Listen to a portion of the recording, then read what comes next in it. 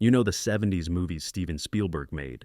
But what about the ones that made him? Forget the blockbusters he gave us. We're talking about the gritty, game-changing films he absorbed in his formative years. The ones he's name-dropped for decades as the secret DNA of modern cinema. This isn't a history lesson. It's the director's cut of his own brain. Number 15. The Last Detail, 1973. If you want to understand the human, conversational rhythm Spielberg learned to love, start here. Forget epic plots. This is a masterclass in male friendship and feudal decency, following two Navy sailors tasked with transporting a young prisoner to the brig. The magic is in the detours, the small moments of rebellion and pity. Spielberg has often praised its walk-and-talk realism, a style he'd later refine in the naturalistic exchanges between Roy Neary and his family in Close Encounters. The film's wild power comes from its paradoxical heart. It's a road movie to a prison cell filled with raucous laughter that curdles into profound sadness. Jack Nicholson delivers what many, including critics of the time, considered a career-best performance, not as a raging force of nature, but as a weary man trying to grant a kid one last taste of freedom. The film was controversial for its raw language, a badge of honor that signaled a new kind of American realism.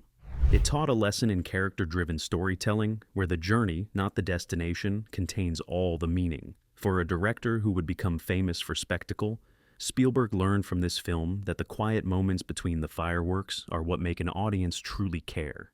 It's a film about the system grinding down individual spirit, a theme that would echo in his more serious later work. Number 14. Patton, 1970. This is not just a war biography. It's a monumental, hypnotic, and deeply contradictory portrait of a military genius who was also a megalomaniac. Spielberg has cited the iconic opening sequence alone, George C. Scott as Patton addressing an unseen army in front of a flag that fills the screen, as a masterstroke in establishing character and tone through sheer uncompromising audacity. The lesson was in scale and moral complexity. The film refuses to paint its subject as simply hero or villain. It presents him as a force of nature, necessary and yet deeply flawed. The technical craft, from the sweeping widescreen battles to the intimate, shadowy interiors, showed a young Spielberg how to command a massive canvas without losing the human face at its center. The financial risk paid off massively, winning Best Picture and proving that intelligent, adult-oriented epics could still dominate. But the wild detail Spielberg would have absorbed is in its structure. It's not a continuous narrative, but a series of brilliant, self-contained vignettes that build a mosaic of a man.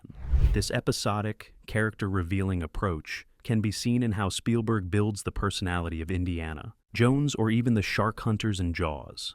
Patton is a film about obsession, about a man out of time, a theme that would haunt Spielberg's own filmography. It demonstrated that the most compelling stories often live in the gray area, a space between admiration and horror. Number 13. The French Connection, 1971. This is the film that injected pure, uncut adrenaline into the veins of American cinema. Spielberg didn't just watch it, he studied it like a blueprint for kinetic tension. William Friedkin's gritty documentary-style chase under the elevated subway tracks isn't just an action set piece, it's a character in itself, a terrifying ballet of metal and desperation. The entire film's dirty, unvarnished aesthetic, handheld cameras, natural light, New York City as a freezing, grimy character, was a revelation. It declared that thrillers could be ugly, morally ambiguous, and breathtakingly real. Gene Hackman's Popeye Doyle is the anti-hero blueprint, a racist, obsessive cop you somehow root for, proving that compelling characters don't need to be likable, they need to be fascinating. The film's shocking, famously ambiguous ending was a middle finger to convention, teaching a lesson in narrative bravery. For Spielberg, who was about to shoot a film about a shark, the takeaway was visceral. Authenticity breeds terror. The technical ingenuity of the chase, achieved with real cars and real risk, informed his own practical effects philosophy. The French Connection's financial success on a modest budget proved that raw directorial vision could trump glossy production. It's a film that smells of sweat, exhaust, and failure, a world away from Hollywood polish, and it showed the young director that the most potent stories often come from the streets, not the soundstage. Number 12. American Graffiti, 1973. Before Star Wars, George Lucas captured the aching, beautiful melancholy of a single night at the end of an era.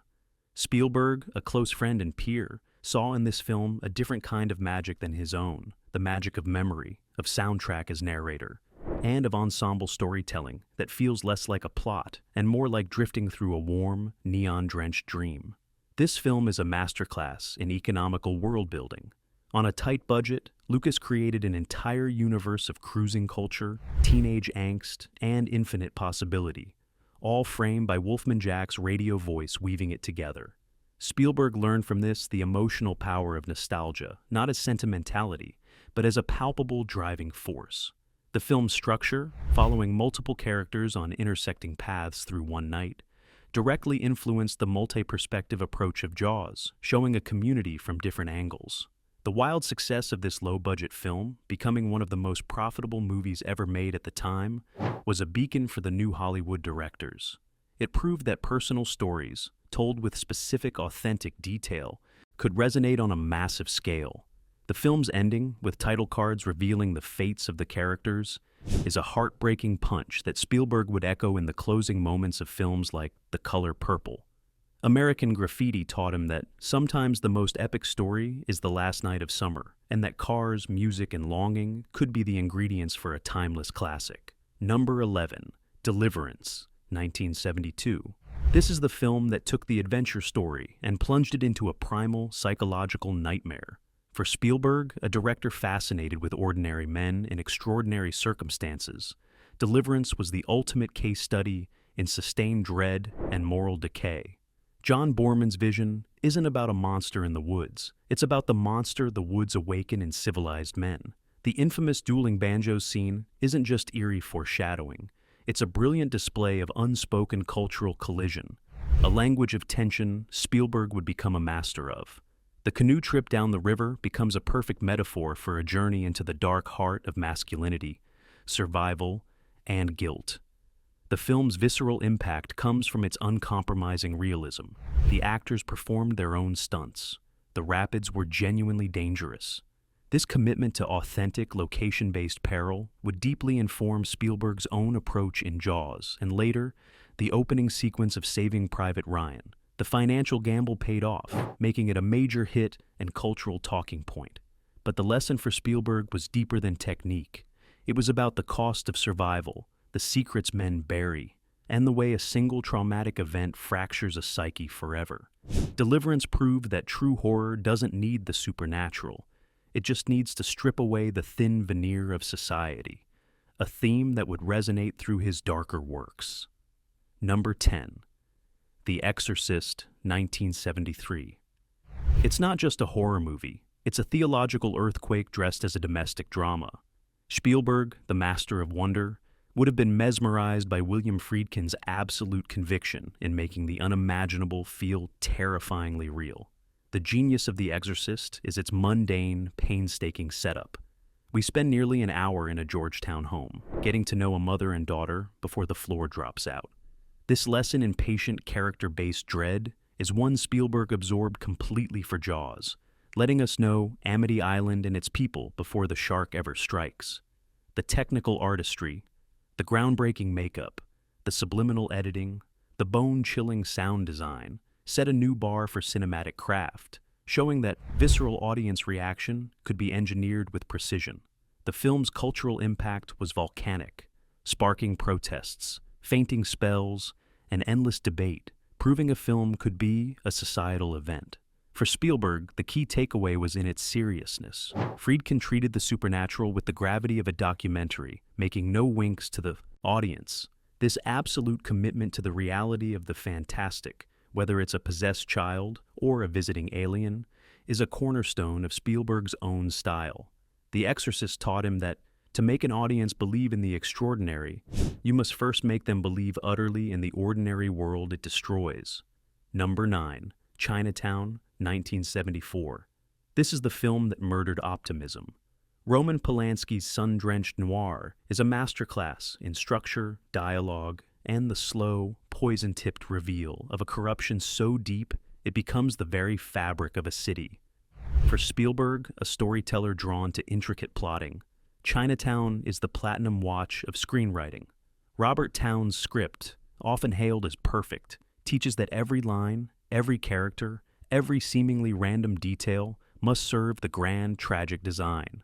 The film's visual style, the crisp, beautiful light of Los Angeles exposing moral rot, is a brilliant contradiction.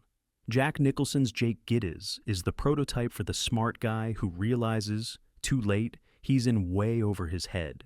A character arc Spielberg would explore with varying degrees of hope in his own protagonists. The famous devastating ending, forced by Polanski against Towne's wishes, is a lesson in brutal, thematic truth over audience comfort. It's a statement that some evils are too systemic to defeat, a shadow that falls across even Spielberg's more uplifting tales. The film was a major critical success and remains a towering influence. For a director learning his craft, Chinatown was a sobering education in how to build a mystery where the real horror isn't a crime, but the world that allows it to exist and flourish. Number 8. The Conversation, 1974. Squeezed between the first two Godfathers, Francis Ford Coppola made this quiet, devastating masterpiece about a surveillance expert unraveling from a moral wound. If you want to see the blueprint for Spielberg's fascination with isolated, technically brilliant men haunted by guilt, this is ground zero. Gene Hackman's Harry Caul is a monument to paranoia and regret, a man who builds walls of professional detachment only to have them shattered by a single, ambiguous phrase. The film is a technical marvel of sound design, where listening becomes an act of violence and the oral landscape is the primary source of suspense. Spielberg, an audiophile director, would have dissected this film for its use of sound to build psychological depth. The entire movie is a slow-burn anxiety attack, culminating in a climax of terrifying emptiness that rivals any horror film. It was a commercial disappointment, but an instant critical darling, a reminder that artistic triumph doesn't always wear a box office crown. The conversation's central theme, the ethical responsibility of the observer, the watcher, is profoundly Spielbergian. From the scientists in Close Encounters to the lawyers in Amistad, he repeatedly examines the moment when a professional must, and become a human, often at great cost. This film taught him that silence and loneliness could be more gripping than any explosion. Number 7. Jaws, 1975.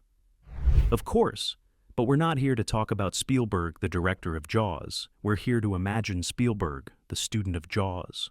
In the grueling, chaotic, near-disastrous making of his own film, he was synthesizing every lesson from this list. The French Connection's verite, Deliverance's primal threat, The Exorcist's patient buildup, American Graffiti's community portrait, all fused in the pressure cooker of Martha's Vineyard. The film's eventual triumph, becoming the first true summer blockbuster, was a seismic shift in the industry he would come to dominate. But the wild, behind-the-scenes story is the lesson. The mechanical shark failing forced him to suggest the monster, to use John Williams' score as its heartbeat, and to focus on the men on the boat.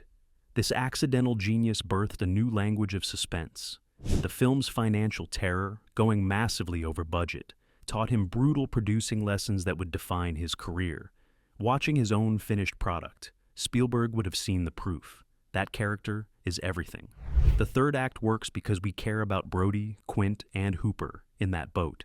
The film's impact made him a legend overnight, but it also set a standard of visceral, character-driven spectacle he would spend a lifetime both embracing and trying to escape. Jaws is the crucible where the filmmaker was forged, and every film on this list was an ingredient in the melt. Number 6. Taxi Driver, 1976. This is the dark mirror. Martin Scorsese's descent into the festering, neon-soaked psyche of Travis Bickle is the polar opposite of Spielberg's early optimism, and that's precisely why it was essential. It represents the extreme endpoint of the character-driven, director-focused New Hollywood that Spielberg was a part of. The film's subjective, first-person hellscape, with Bernard Herrmann's haunting final score, showed how to make a city feel like a character's internal state. The legendary Steadicam shots, the violent, explosive climax, the morally ambiguous ending that feels like a nightmare version of a hero's journey, all of it expanded the language of cinema. Spielberg has acknowledged the film's raw power, a reminder of the uncompromising artistic freedom of the era. Travis Bickle's alienation is a toxic counterpoint to the suburban longing in Close Encounters, made the same year. The film's controversy and shocking violence were a cultural lightning rod, proving that cinema could be a dangerous, uncomfortable, and necessary provocateur. For Spielberg, Taxi Driver was a masterclass in crafting an unreliable narrator and in building a world that is objectively real but filtered through a fractured mind. It demonstrated that a filmmaker's vision could be so specific, so unsettling, and so complete that it becomes an inarguable. It was a lesson in artistic courage, the kind that defined the 70s. Number 5. Close Encounters of the Third Kind, 1977. Now we see the pupil become the master, synthesizing his influences into a singular vision. This is Spielberg's ultimate 70s statement, a film that marries the gritty domestic realism of The Last Detail with the awe and terror of The Exorcist. Roy Neary's obsession, which dismantles his family, is a direct descendant of the fractured protagonists in 70s cinema. But the outcome is pure Spielbergian wonder. The film's technical mastery, the groundbreaking visual effects by Douglas Trumbull, the magnificent light show of the finale, is in service of a profound emotional and spiritual idea. The famous five-tone communication motif is a perfect example of Spielberg's audio-visual storytelling, a simple language that unites the film. The film was a monumental financial and critical success, cementing his status. But the wild detail is its two cuts. The studio pressured him for a version showing the inside of the mothership, a lesson in compromise he later regretted and rectified with his director's cut. Close Encounters is the culmination of the decade's lessons: character-driven narrative, practical effects, innovation, and directorial ambition, all funneled into a story that is deeply personal. It's a film about the need to believe, a theme that powered the new Hollywood directors themselves. It stands as the bridge between the auteur-driven 70s and the spectacle-driven 80s, built by a director who understood both. Number 4. The Godfather, 1972, and The Godfather, Part 2, 1974. We treat them as one monumental epic because that's how their influence radiates. For Spielberg and every director of his generation, Coppola's operatic saga was the absolute summit of cinematic ambition. It redefined what a Hollywood film could be: novelistic in scope, Shakespearean in tragedy, flawless in craft, and yet wildly popular. The lesson was in orchestration. Coppola commanded every element, performance, photography, music, production design, into a seamless, overwhelming whole. The baptism sequence, intercutting sacred ritual with brutal murders, is a PhD in thematic editing. The film's financial and award dominance proved that audiences would embrace complexity and moral ambiguity if the storytelling was masterful. For Spielberg, a director with epic instincts, The Godfather was the benchmark for balancing intimate family drama with sweeping historical forces. The shadow of Vito Corleone's immigrant story and Michael's corrosive ambition can be felt in the familial themes of his own work, from Empire of the Sun to Munich. It taught him that the greatest stories are about the transformation of a soul, and that even in a world of crime, the most powerful moments are often whispered in a garden, not shouted in a shootout. These films were the decade's declaration that cinema was America's great art form. Number 3, Star Wars, 1977. Again, we shift perspective. Spielberg was not just a spectator. He was a close friend and supporter of George Lucas during its tumultuous production. While Spielberg was conjuring intimate awe in Close Encounters, Lucas was resurrecting mythic, serial-fueled wonder.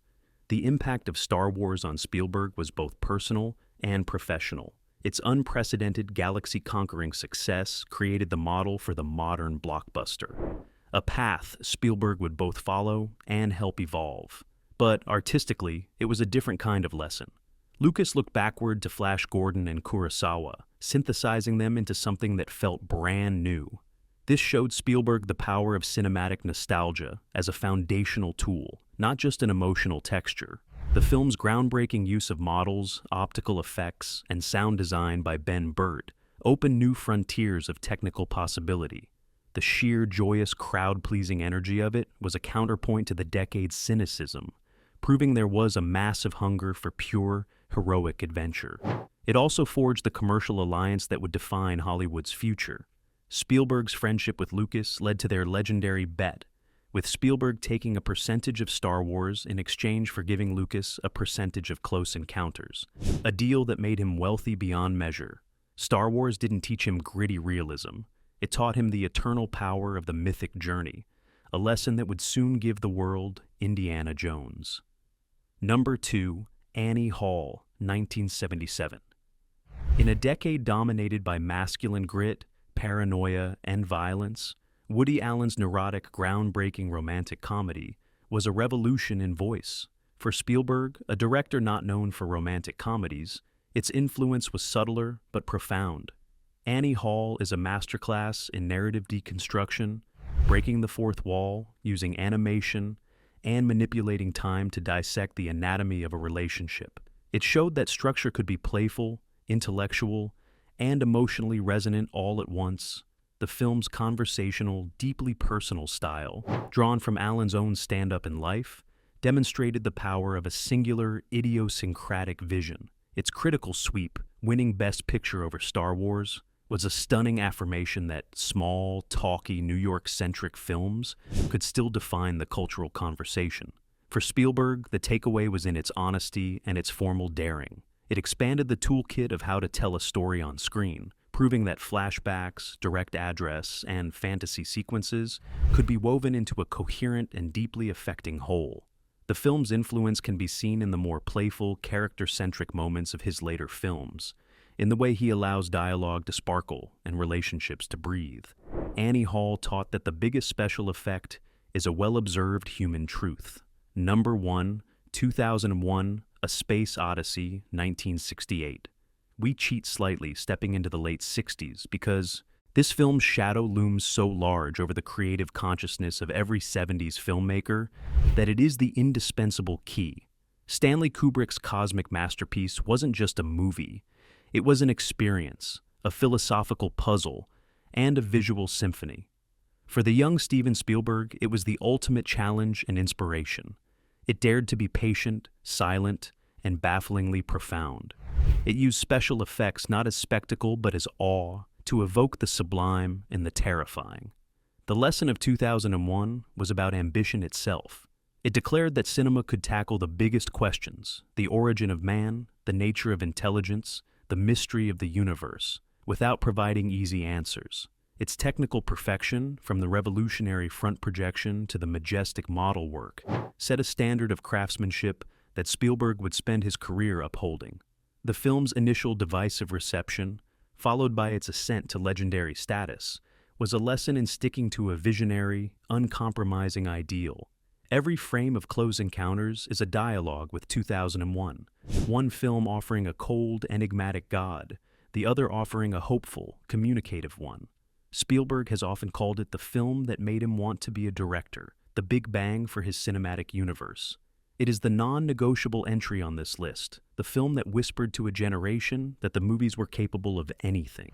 So, which of these films feels most like a secret piece of the Spielberg code? Fight with me in the comments. But here's the real question to end on. Did this gritty, director-driven 70s cinema actually make Steven Spielberg? Or did its collapse under the weight of the very blockbusters he created ultimately break the art form that formed him?